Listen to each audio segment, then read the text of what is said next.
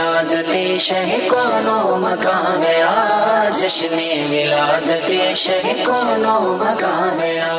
الحمدللہ یہاں پر جب بھی آتے ہیں تو کچھ نہ کچھ نیا سیکھ کر جاتے ہیں۔ الحمدللہ مدنی مذاکرے میں تو ویسے ڈھیروں ڈھیر دین کی دنیا کی بے شمار باتیں نصیب ہوتی ہیں سیکھنے کے لیے۔ امیر اہل سنت کا بہت بڑا احسان ہمارے ینگ جنریشن پہ، جو گلی کوچوں میں مطلب غلط حرکتوں میں تھے، وہ آج کل اس مدنی ماحول ملنے کی وجہ سے ماشاءاللہ بہت اچھی طرف آ رہے ہیں۔ مدنی مذاکرے میرے سنت نے عجب یعنی خود پسندی کے بارے میں بہت معلومات دی اور اس کی مذمت فرمائی، اس کی تعریف بتائی، اور یہ بھی فرمایا کہ عجب یعنی خود پسندی 70 سال کے اعمال کو برباد کر دیتی ہے۔ اور آج میں نے بابا جی سے سیکھا ہے کہ لنگر تقسیم کرنے کا طریقہ، لنگر کو پھینکنا نہیں ہے بلکہ تقسیم کرنا ہے۔ لنگر بانٹتے ہیں کہ ہاتھ میں دینا چاہیے، پھینکنا نہیں چاہیے۔ اس طرح سے اس کی بے ادبی سے بچا جا سکتا ہے۔ یہاں پہ آ کے میں نے جو یہ لڑکوں کو، ان لوگوں کا خلوص اور پیار اور محبت، اور خاص کر ان بچوں کے اندر جو میں وہ چیز دیکھ رہا ہوں کہ خوشی ان کے چہروں سے اور کچھ سیکھنے کا اور کچھ کرنے کا ان کے ذہنوں میں، تو ماشاءاللہ یہ ہمارا مستقبل ہے۔ حضرت صاحب نے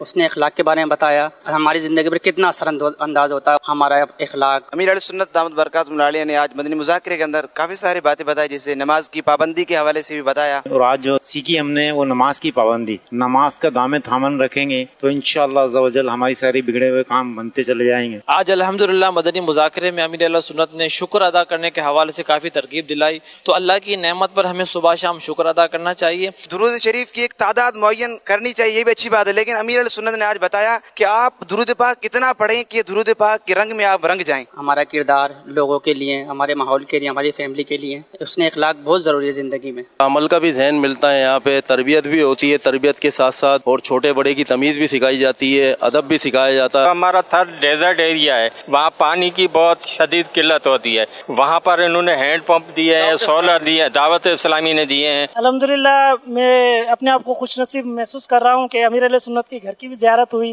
ساتھ میں کھانا۔ گھر پر کیسے چلے گئے بھائی؟ کھانا کھانے کی اللہ بھائی، آپ پہلی مرتبہ ہیں امیر علیہ سنت کے گھر بھی چلے گئے، مسکرا بھی رہے ہیں، خوش بھی ہیں۔ اچھا، امیر علیہ سنت کا گھر ماشاءاللہ بڑی سعادت کی بات ہے، لاکھوں کروڑوں مرید جن کے، تو آپ ان کے گھر گئے ہوں گے تو فیس تو لیے ہوں گے، پیسے لیے ہوں گے، کتنے 1 لاکھ تو لیا ہوگا گھر میں داخل ہونے کا۔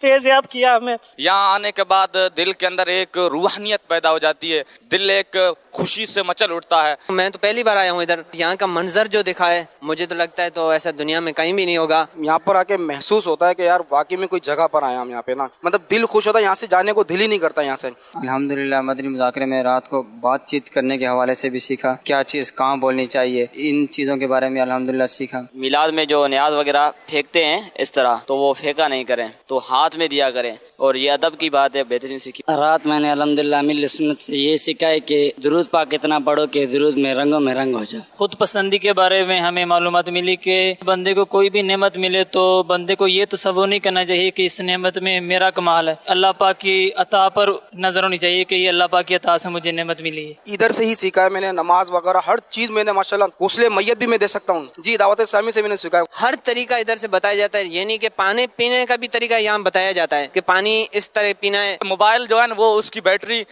کم سے کم دن میں ایک بار تو چارجنگ کرنی چاہیے، اسی طرح ہی ہمارا دل ہے نا وہ بیٹری کی طرح، یعنی اگر ہم اس فیضان مدینہ مرشد کی بارگاہ میں حاضر نہ ہو تب تک ہمارے دل کو سکون نہیں آتا۔ امیر علیہ سنت نے فرمایا کہ جس کو موقع ملتا ہے نا کہ جلوس میلاد میں پیدل سفر کرنے کی، وہ بہت بڑی سعادت ہے، اللہ پاک اس کی بہت برکتیں عطا فرماتا ہے۔